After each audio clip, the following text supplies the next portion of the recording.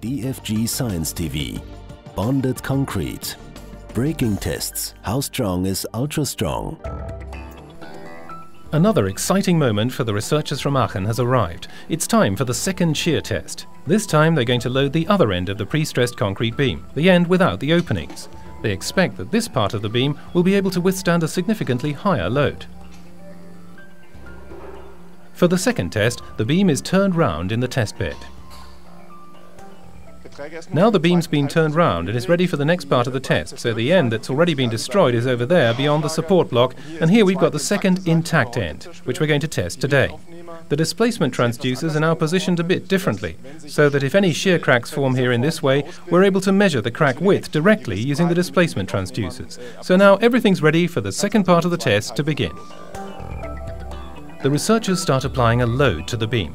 Even at this stage, the engineer Guido sees initial differences from the first test. The procedure for the test is exactly the same as it was for the other end of the beam with the openings. We've now reached a load of 7.5 tons of shear force on this side. In contrast to the test of the end with the openings, however, there aren't any shear cracks yet at this load level. The scientist Guido checks the beams for cracks over and over again, but there are none to be seen yet. Now the shear force has risen to over 11 tons. There are still no cracks in the beam, and the values displayed by the displacement transducers suggest that at the moment the beam has stretched by about 0.1 per mil. We expect the first cracks to appear in this part of the web when this figure rises to around 0.15 to 0.17. The beam is now being subjected to a load of 32 tons. Only now have the first cracks become visible. Both the width and the length of the cracks are increasing with increasing load. Guido marks the cracks with a marker pen to allow the crack pattern to be analysed. How much longer will the beam hold?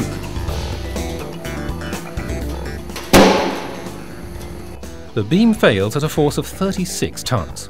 Is that the successful result that the team of researchers from Aachen was hoping for, and what findings do they come to? They discuss the results with their colleague Sabine Rauscher. The results are very interesting for her because she still has her destructive tests of composite beams ahead of her. Hello.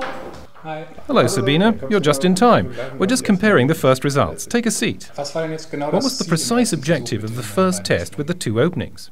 It increased the distance between the support block and the point where the load was applied and wanted to investigate the effect this had. When we conducted the same experiment without the openings, we'd already discovered that the shear bearing capacity drops if we move the load away from the support block. Ah, that's the red curve. With holes, the braking load was about the same. Not bad. That's as we had anticipated, isn't it? Yes, the direct load flow is already disrupted by the openings in any case. In that experiment, the difference in the distance from the support block didn't have any significant effect anymore. What about the second test? The additional reinforcement must have made a great difference, didn't it? Yes, definitely. When we conducted the same test without reinforcement, the beam failed at a shear force of 323 kilonewtons, which is about 32 tons. And with the reinforcement, it was about 35 or 36 tons. That's a 10% increase. And you hadn't added much reinforcement, had you? Yes, exactly. So now we'll increase the amount of reinforcement. Well, that means that it's time for us to prepare the next beam. All right, then I'll get started with the evaluation of the photo-optical measurements. Then we can get on with the composite beam now. We have made it already after all, and in the next episode we can show the destructive test. Will Sabine's tests of the composite beam be equally successful? Visit DFG Science TV for more information. Awaken the researcher within you.